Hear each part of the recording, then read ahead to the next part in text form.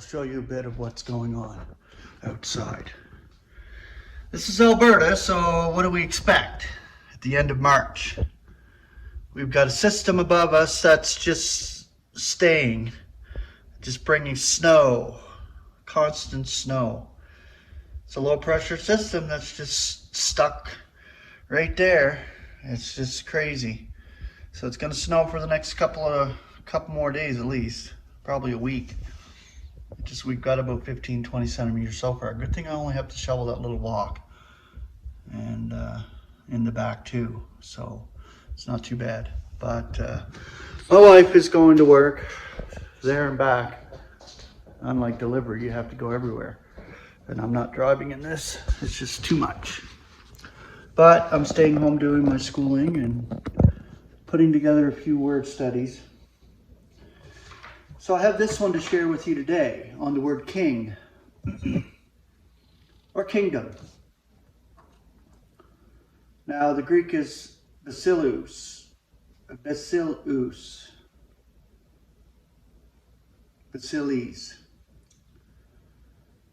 The English element is simply king. The concordant definition, male ruler of a kingdom.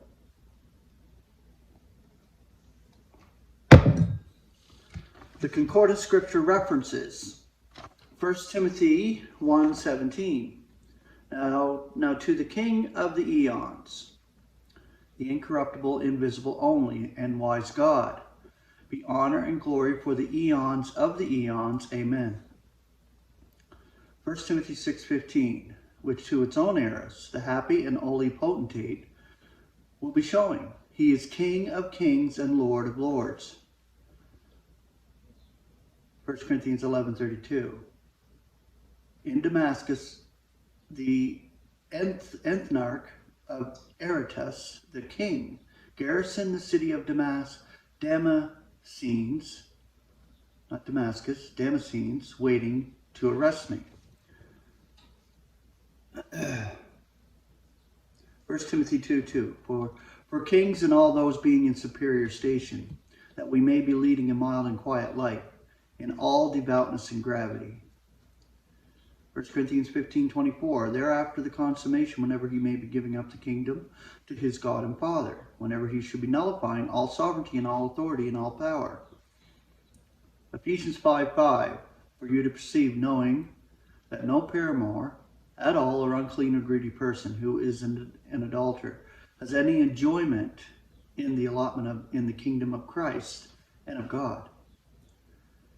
1 Timothy 4:1. I am conjuring you in the sight of God in Christ Jesus, who is about to be judging the living and the dead, in accord with his advent and his kingdom.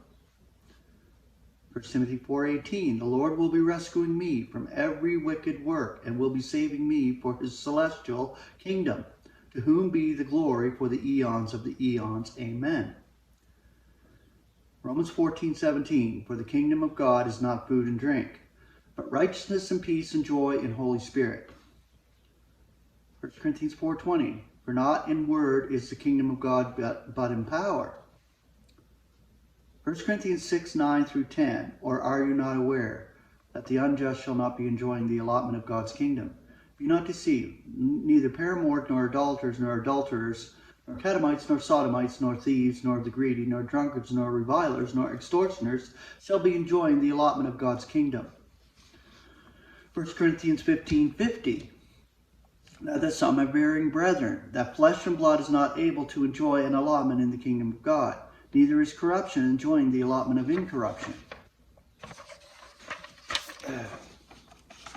Galatians 5:21. Envies, murders, drunkenness, revelries, and the like of these, which I am predicting to you, according as I predicted also, that those committing such things shall not be enjoying the allotment of the kingdom of God. Colossians 4:11. And Jesus, termed justice, who are of the circumcision. They are the only fellow workers for the kingdom of God, who became a solace to me. 1 Thessalonians 2:12. To be walking worthily of God, who calls you into his own glory, or into his own kingdom and glory. 2 Thessalonians 1:5. A display of the just judging of God, to deem you worthy of the kingdom of God, for which you are suffering also.